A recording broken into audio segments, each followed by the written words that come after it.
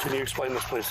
This alleged police impersonator has cops questioning themselves. He doesn't work here, but he does. Unfortunately for this supposed imposter, one misstep in his masterful plans would trigger the beginning of his downfall. I'm not sure if this is law enforcement or what. He's gonna kill everybody on the road. Dude, if I was an average citizen, I would think that was the guy. You're under arrest right now. Why am I under arrest? Around midnight on January 21st, 2024, an unmarked black cruiser with flashing lights allegedly pulled over a civilian vehicle. The driver of the unmarked cruiser then flagged down a Columbus police officer for assistance. Soon after, a third cruiser arrives as backup. Due to the appearance of the scene, officers expected the stop to be a felony apprehension. Unknown to officers at the time, the whole traffic stop is a fraud. Fugitive apprehension van. I don't know what that is.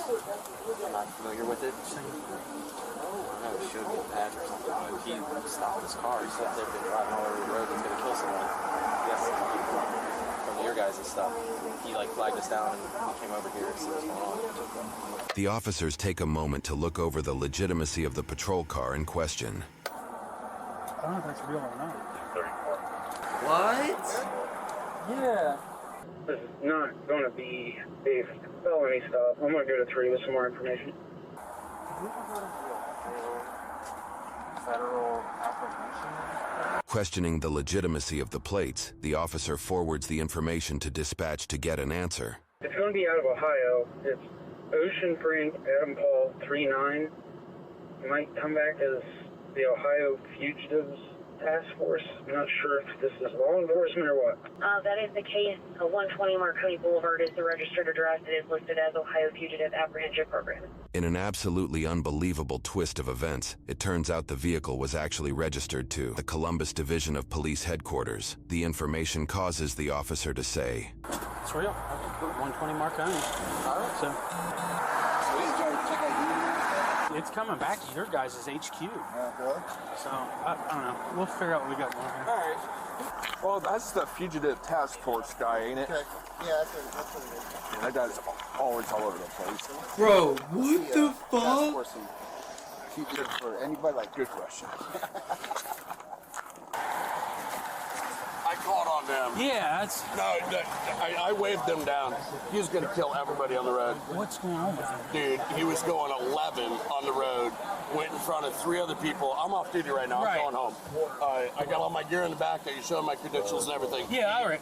We checked everything. Yeah, what's up? He was gonna, real problem. So I just stopped him and I flagged I saw the marked Columbus police officer. I flagged him down. I said, you need to fucking go talk to them right now. That's it. Do you have a badge number?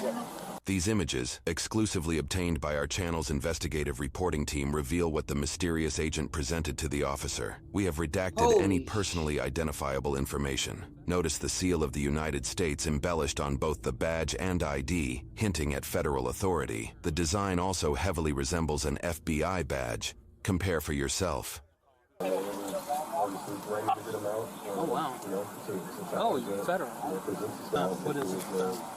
I can't believe he's getting this far. You have that? 7937. 79. Okay, that's good. Just that way I can put it in the call. It's a no ops. So I don't know how you guys want to deal with it. You deal with it. It's the first one out here. Yeah, yep. I was punting to him, so I was like, I don't know. Try to make a traffic. Just I flagged down the first marked car that I saw. Yeah. He was a real problem on the road. So he's going 11 miles an hour. He was going 11 down here. He tried to drive into 2 other cars. The one person got a little bit road ragey on him. Yeah. And was following him like real close. The one guy that was gonna I think they're gonna fight.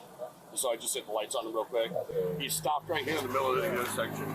I gave him commands 11 times on my radio with the lights on. Turn right, turn right, turn right. Get off the road, get off the road. He didn't follow any instructions. I wasn't getting. I got no gear on right now. Oh, Everything's in the back, right? I saw the Columbus officer right here. I said, "Hey, whip around," and then that's where we're at. Okay, cool. Thanks a lot. Are we good? Yeah, I appreciate it. It's no ops and language line. Do you want my card? Sure, why not? Just in case, whatever. Yeah, thank you. The mysterious driver claims to be part of the Ohio Fugitive Apprehension Program, but officers may be confusing him with the legitimate U.S. Marshals Fugitive Task Force, seeing as they've said task force numerous times at this point. Unlike local law enforcement, these task forces specialize in specific cases and operate within particular legal bounds. Charles Sanso, a Marshal Service supervisor for the task force in their area known as the Southern Ohio Fugitive Apprehension Strike Team or Task Force, so fast for short, clarifies their procedures. Before a task force can pursue a wanted criminal, a fugitive identification number must be issued and a warrant must be validated. Non-federal task force members have the singular duty of pursuing fugitives and don't have any of the other responsibilities of full-time deputy U.S. Marshals. Typically, fugitive agents avoid interacting with stops like this one due to the questionable legality of the situation, as they can only pursue wanted criminals under those circumstances. A supposed federal officer stopping a non-fugitive for going 11 miles per hour is likely leading to confusion among officers. Appreciate you. Yep, thank you. Have a good night. That's weird, Right? Yeah, he's 10-15. He's always calling in BS stuff. That guy right there. Yeah. You guys have seen him before? Yeah. He's always over here doing I've never stuff? seen him before. He's always calling in stuff about 48s and stuff. He's like, yeah. The officers are likely hesitant to pursue the situation due to the questionable legitimacy of the initial traffic stop. Under the Fourth Amendment, individuals cannot be unreasonably seized without probable cause. If probable cause is lacking, any related searches or seizures violate this right. The potential that an individual may not have been stopped unless someone impersonated an officer is a serious violation of the Constitution and opens up the potential for a lawsuit. The officers are wisely hesitant to take any action against the driver. Why is he making traffic stops on more cars? Dude, I thought we were coming out to something good, though. That's Like what you I were thought. saying, like, good job. When we walked up there, like, no one's near the car, and I was like, so... Yeah. And that dude making fucking traffic stop. You did. Get out of my car. Yeah, that's why I'm not pushing this at all. But Yeah. So you guys never dealt with him on seconds? He's No. kind of popular. I've seen the car, but they were all lined up here like a felony stop. I'm like, what in the world? And I was like, this has got to be Franklin County, and then I didn't see any marks. So I was like, Because he has the yellow letters up there like it's Franklin You on County. the front license plate? yeah, and me and Columbus were talking, and like, is this guy real? Like, is he a real? So does he just drive around and do whatever the fuck he wants, or like... Yeah, I guess he reads like plates and he gets like locations of people.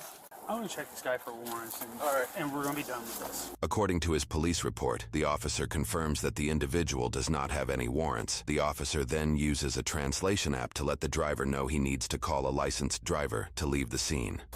Comprende? Yeah. Cool. The officer did not issue any citations as he was uncertain of the validity of the traffic stop, and so he drove off, leaving the white car behind. This officer couldn't shake the idea that a federal fugitive task force officer would be making low-level traffic stops. Leaving no stone unturned, the officer used the business card the mysterious driver handed him and decided to do a little homework on exactly what the Ohio Fugitive Apprehension Program actually is. What he found likely brought him great concern for the situation. In the report, he details he found the website for the Ohio Fugitive Apprehension Program to be ohiofap.com. We checked the website ourselves to find it is now a parked domain that is not active. However, at the time of this officer's research, he described the website as a single landing page that shows the seal of the Ohio Department of Insurance and a picture of the badge that was presented to the officer. Using Internet Archival Services and context from the police report, we've recreated what the website may have looked like to the officer at the time of his research. We've censored any contact information. At the bottom, it stated that the organization was founded by veterans. It also stated that the organization is actively recruiting licensed agents and sworn officers. Reports by news outlets that came at a later date revealed even more details about the mysterious driver. At the time of publishing this video, he is still listed as an active member of the Ohio Bail Agents Association. This association allows certain entities to apprehend individuals to court only under the specific circumstance that they are out on bond. In other words, he's a bail bond agent, who according to WBNS 10 owns the nonprofit called the Ohio Federal Apprehension Program, and under no authority has any legal right to use flashing lights or a mock police cruiser to pull over random citizens. In fact, if we take a look at the badge the man used to allegedly represent himself with on his person and on his website, you'll find he may have opened himself up to even more legal trouble. This badge lists the word enforcement, which may not seem like a big deal at first. However, under Ohio law, bail bond agents are restricted from referring to themselves as bounty hunters or bail enforcement agents, the key word being enforcement. Under this law, if a bail bond agent is found guilty of doing this 3 times, it is considered a felony. On top of that, the officer discovered that anyone from the general public could purchase this badge from several online retailers.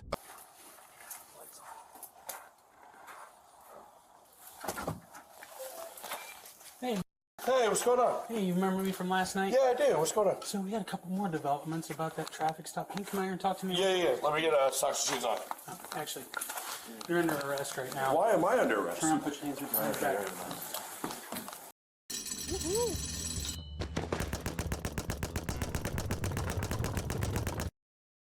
For unlawful detainment and impersonating a police officer. I have done none of that.